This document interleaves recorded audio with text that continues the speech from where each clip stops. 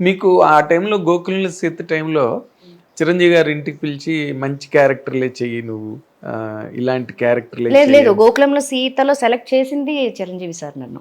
అవునా? నేను ఇంటికి పిలిచారు. అప్పుడు చెన్నైలో ఉండేవాళ్ళం. సార్ కూడా చెన్నైలోనే. జస్ట్ మా అవును, ఇంటి పురవర సుందరం స్ట్రీట్. మా ఇంటి దగ్గర నుంచి ఒక 10 to 15 minutes అంతేనా? Distance. Okay.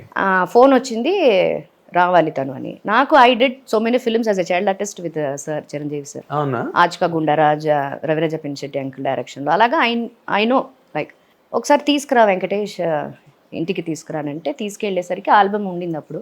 First look albums అవన్నీ చూశారు. చూసిన తర్వాత మేడం వచ్చారు, సురేఖ మేడం వచ్చారు. వచ్చి మేడం వచ్చారు ఎందుకు నాకు అర్థం కాల.